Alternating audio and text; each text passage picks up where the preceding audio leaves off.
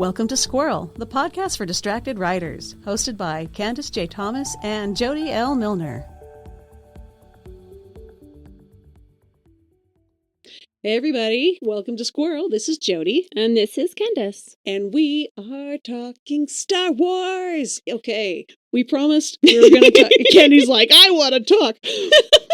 We promised we'd do an episode that talked about the science fiction and fantasy elements of Star Wars, and this is it. So we're a little geeked out. There was a question that I proposed to Jody, this was a couple weeks ago, but I said, okay, so is Star Wars, I know it's space opera, but is it more science fiction or is it more fantasy? And that's an amazing question. So I said, hey, we should talk about that on the podcast. Yes. And then we promptly decided to talk about it. We started talking about it because it was fun. Okay. Star Wars is probably the most well-recognized brands on the entire planet. Like, you can ask anybody on the street about Star Wars, and they could tell you something. And that's pretty impressive.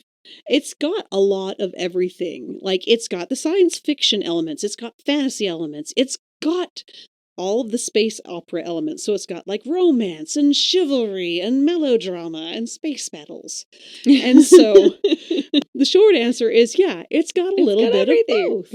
And we're going to break down all of the little pieces and then promptly fight about them. I can't wait. I think we need to talk about what does space opera mean. I think we need to go into the history of it, because I thought it was really interesting. I didn't realize just how old this term is. I have no idea. So I did a little bit of research, and the term was originally coined in 1941. Okay. This is before the space race. This is going back during World War, like World War I. No, hang on. Let me fix my dates. World War II, I believe. World War II. I was never a historian. Mm-hmm. And it was done by someone who really didn't like the idea of space opera. He wanted true science. And so he was using it almost as a derogatory Oh, so term. It was like a joke. Well, because soap operas were kind of a thing, because radio dramas were a huge thing right then.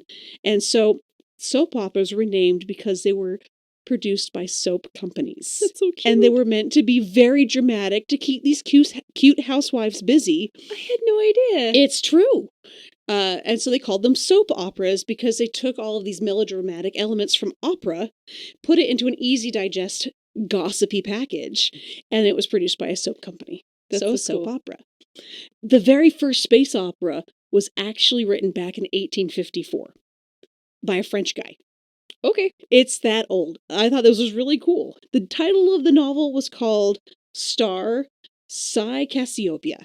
Okay. So you could probably look it up. But there's other examples of space opera, because it's not just Star Wars. They didn't invent it.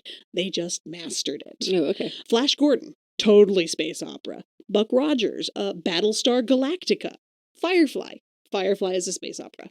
It's also a space western. Yes. I'm like, geez, it's like... It's a little bit of everything. It really is. You're when right. When you have cowboys cursing in Chinese in space, that's something new and special. So, I thought Firefly was odd but funny. Oh, it was lovely. But there's also really funny space operas. So, like Red Dwarf, which is, for my fans, Galaxy Quest and Spaceballs. Yeah. They are also all space opera. I disagree with Spaceballs because it's not really a space opera. Well, it's a Mel Brooks spoof. Yeah, Mel Brooks is just Galaxy a spoof. Quest is a spoof on Star Trek. So that's true. And Red Dwarf is a spoof on whatever it wants to be. It's just lovely. It's a spoof on Doctor Who. Is it? Sideways. It's not a true spoof because it doesn't have the same elements, but Doctor Who was such a huge sci-fi-ish presence. I think it's kind of riffing on it. Gotcha. All right, well, let's talk about Star Wars and stop talking about We will segue right back into Star Wars. So I want to dive first into the elements of Star Wars that are purely, absolutely, 100% fantasy. Okay, you get to go first here. I get to go first. I know you've been talking a lot, but you get to go first. Oh, thank you. So we can't talk about any of this without talking about the Jedi and the Sith. Are magical organizations within Star Wars. These are people who can do things that are unexplained by technology, except for when they try to explain it by technology, when they introduced midichlorians that everybody got mad at. And I know you have feelings about that. But we have people who could have unexplainable powers. But then we also have lightsabers. Literally, they're swords. They're Well, literally swords. They're just light swords. yeah, it's very tricky. The science behind lightsabers is amazingly difficult. I just did And a paper completely on this. made up. Yes, I know. But there are people that are making plasma swords that is to try Which to is replicate fiction this. influencing the real world, which I love. Yes, I love. exactly. So a crazy thing with the whole fantasy elements of this is that they have guns. They have laser guns and phaser cannons, and I don't know what they're Those called, aren't so don't come fantasy. after me. Those are not fantasy. No. So why do they still have the swords? What? Swords are fantasy. Swords are I'm not, this is not comparing the two. This is just me trying to figure out why would one have a laser sword when you have guns? Yeah, that's true. And I get why that. would you carry both? Yeah. Well, So anyway, but that's just but the writer in me wants to blasters know. are really clumsy. They're super clumsy. You have feelings about midichlorians. Well, okay. Just no. a few. There's a giant paragraph here on this page. But we're not going to talk immediately about midichlorians yet. Because I do still want to put in my fantasy elements that I think of, and that's creatures. So I think that they have a lot of creatures that have to do with the fantasy element. So, yes, they have magic, which the Jedi have magic. So there's that fantasy. But there's so many creatures that are in part of the Star Wars universe that I wanted to point out. Yoda is like an elf. He's like a Keebler elf. Like, I don't even know. I don't know. I'm not that geeky to know what kind of creature he actually is. When I was younger, I thought that Yoda was just a really old human. But apparently he's not. Because we learned that from Mandalorian. Because thank heavens, because no one understood. Yeah, so he's actually like an elf type creature, right? But they have extraordinarily long lived. Yeah. But there's a lot of other really cool creatures that they have. Like, definitely in I have to bring up, like, Mandalorian. They have the creature that is on the helmets. I'm trying to remember exactly what it is. Oh, it's the mythosaur. They really had a shallow pool to choose names from for that one. Mythosaur, but that's what it's it is. It's a mythosaur. It's a creature from myth. Let's call it a mythosaur. If you didn't see, well done. like, the last season of Mandalorian shows it. Man, it's awesome. My gosh, it's so cool. And it's one Naboo, of those megalophobia where they things. like all those water creatures, really cool stuff. I love the creature elements in that. All right, now let me go to midichlorians. I'm not joking. There's a paragraph here. It's a big paragraph. There's two. Okay, so midichlorians is a way to explain it, right? But it still doesn't explain it. It's like, okay, because Anakin was conceived by this energy that decided to make a person so they could, like... Which has zero parallels to the Christian monomyth. Oh, wait. So I'm trying to think. So, you put the name for me. Thank you. Aren't I nice? Yes. So I'm guessing that the Force decided, well, we have to balance ourselves here because I don't know why. So they created a creature inside this person just magically. Okay, yeah. So there's that. I just don't understand how that was supposed to bring balance. Like, where did they decide? Where did these midichlorians decide that they needed balance? Well, here, I imagine them a bit like mitochondria. They're the powerhouses of the cell. Yeah, see, and that's the thing. Like, so the magic I'd love to know what midichlorians look like. I fantasize. This has to do with my science part of me. I would love to look at them under a microscope. Like, what would you think that midichlorians would look like? Literally like mitochondria or like chlorophyll. Okay. Like, gotcha. Those are the two things that come to mind is mitochondria or chlorophyll. So I'm thinking, for me, it has to do with the antibodies. So it has a specific kind of antibody that is on the red cell that some kind of produces this energy within that cell to make them do amazing stuff, like see where things are with their eyes shut and Things levitate. and jump really high. And I mean, I really want this kind of energy cells, right? But like introducing the idea of the midichlorian turned it from magic to science. Yep. And exactly. that kind of messed it up, made a bunch of people angry. And because all of a sudden this thing that was kind of the sporadic power that could maybe come to you and anyone could possibly have it, but you had to train and it had a specialty thing, it turned it into it's science, and if you get this injection, you could be special too. Right, And everyone's exactly. like, stop it.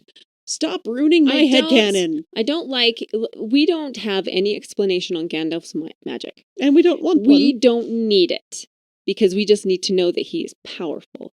And that's one of the things that I liked about the Jedi. They were just powerful. They had to learn how to use this specific kind of magic.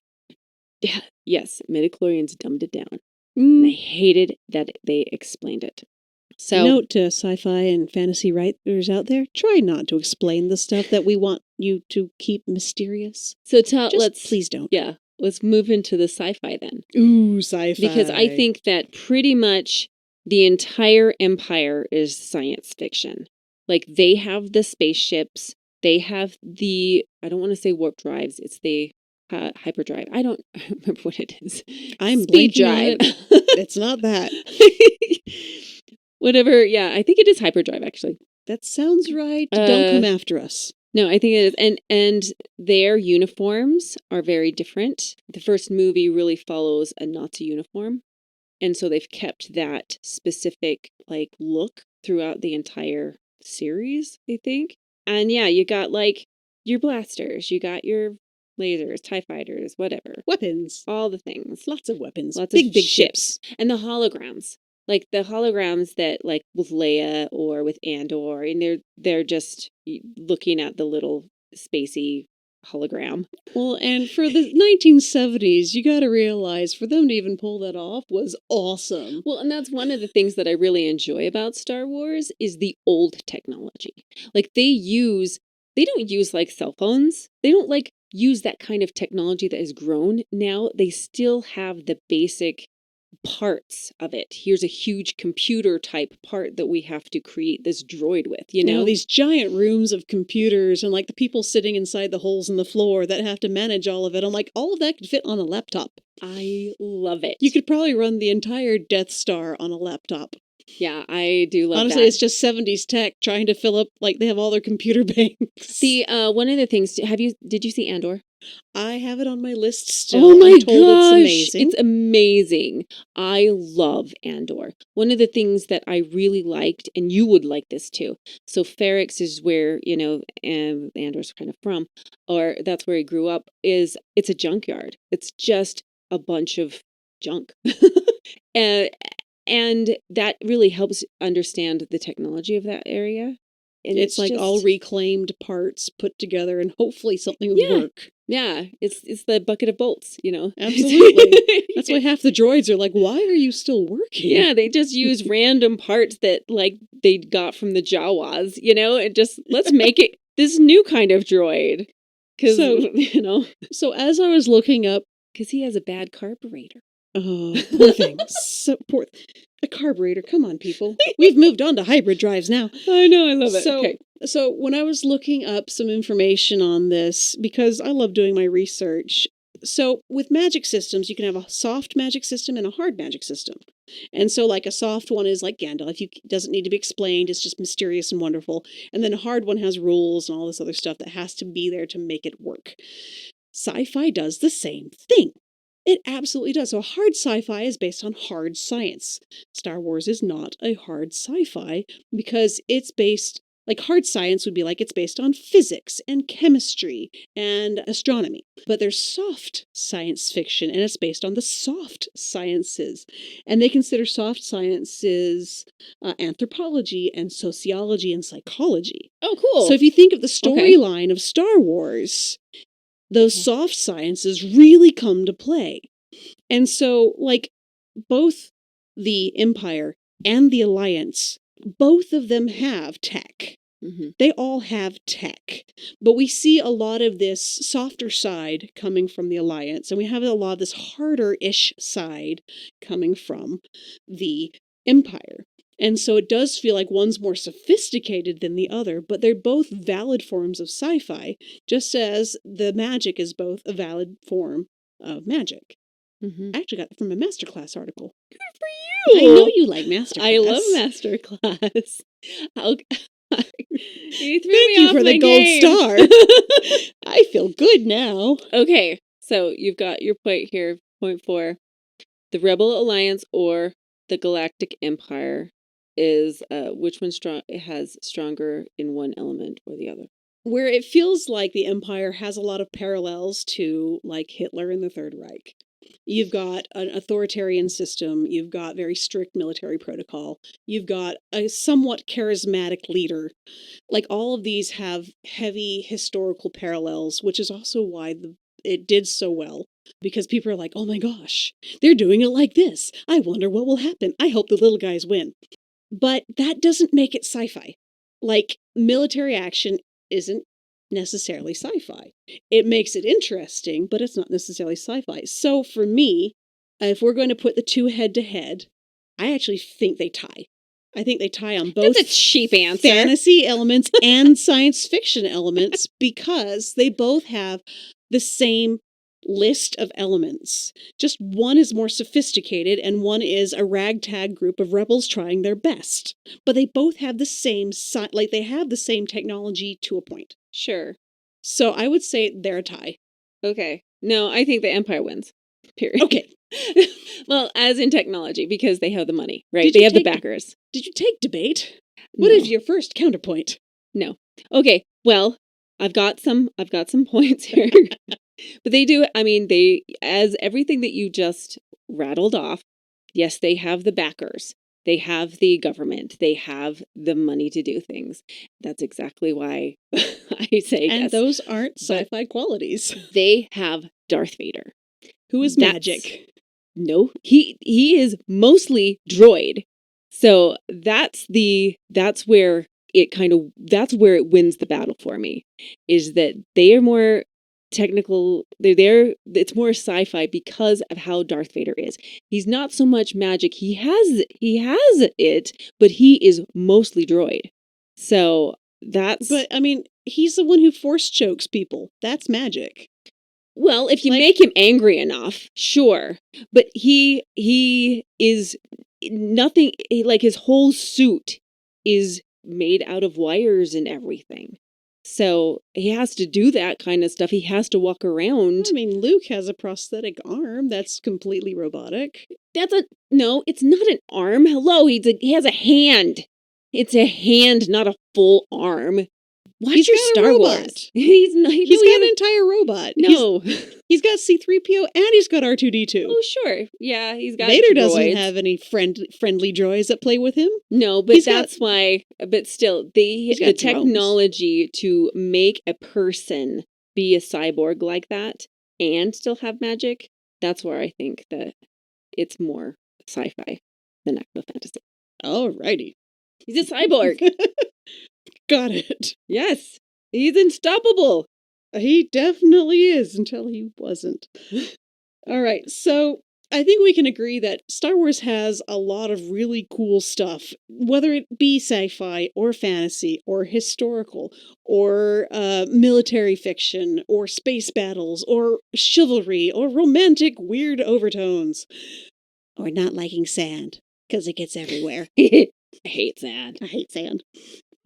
Well, it also steers clear of what people don't like about science fiction. Like, it doesn't go into science technobabble like Star Trek will sometimes. It won't go into, like, the elements of fantasy that people are like, nah, that just got too weird for me. Yeah. The science, like, I not to really talk much about Star Trek, but it was, yes, because of all the technology that it was deeply in, has invented things for us. It has. So flip phones, communicators, tablet computers. I'm waiting for the tricorder. We still need a tricorder, guys. We have hypospray. It hurts. We still need a tricorder, but what I appreciate, one of the things that when we either talk about science fiction or fantasy, it doesn't really matter. We're talking about story. We're talking about world building, right? We're talking about story arc. So yes, I feel the Empire is like, I don't know, stronger. They would beat out. I'm just saying. Of course they're stronger. They're the Empire. Star Wars is such a fun playground, and I'm just so glad that they are exploring more of the world, because I love that there is more stories to tell. Now, I think that there's a bit of a saturation when it comes to when Disney bought Star Wars, and all of a sudden we're getting all this material of Star Wars, and I was really worried about that. However, I like what has being produced in this series, the different series that are going on, like Andor, like the Mandalorian, yeah. taking different parts of the timeline of when Star Wars was, and just telling a really good story. And I'm really enjoying that. Much better than I liked how the whole series ended. Like all of the movies, I didn't really care for how it ended. I'm not like a purist. I'm not like crazy hating it. I just wasn't quite fulfilled. Andor They explained and things Mandalorian that didn't need to be explained. No, the going back and telling some of these stories about different characters is extremely fulfilling. So I love seeing the little guys beat these big guys. And that is just really good story arc. That's what I think that's so great about Star Wars. I know we just kind of went off the fantasy or sci-fi, but it's just really good world building. So using both elements helps us as storytellers to tell our brains that it's okay to wander the lines a little bit. So. Absolutely. We do have a listener assignment for you today. This one gets a little bit crunchy because it's one of mine. All right. So I want you as a listener to revisit one of those space opera titles that we listed. Now you can watch one of the Star Wars. That would be cool. You could watch like a Thosh Gordon or an old Buck Rogers, or they're hilarious. Spaceballs, or just find one of these campy, fun space operas and identify what makes it special. What are the different space opera-ish elements? So if you have melodrama or space battles or chivalry or over-the-top risk-taking or just random awkward romance, like identify the things that make it special and see if you can't make something for yourself with your own characters using those elements just for fun. And if you're really bored, you can read The Physics of Star Wars, which is a book that I currently own. So I love that you have The Physics of Star Wars and I have the Technical Manual of Star Trek. Yeah, that's our relationship. There we go.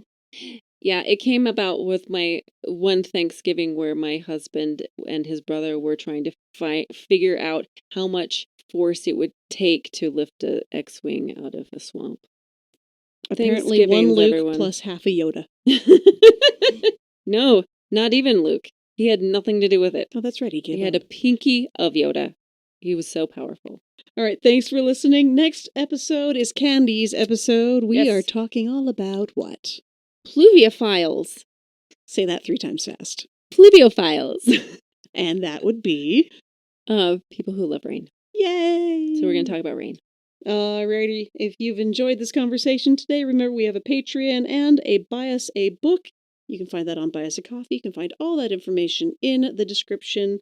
And if you haven't already, like and subscribe. This has been delightful. And go watch Andor. And watch Andor. Bye. Bye.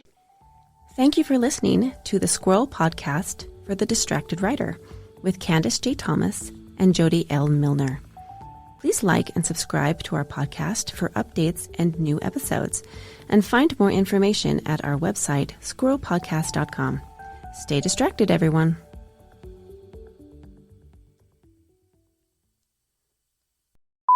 Well, apparently stormtroopers can't shoot them. You need to X that out. Don't flag it or it makes it harder.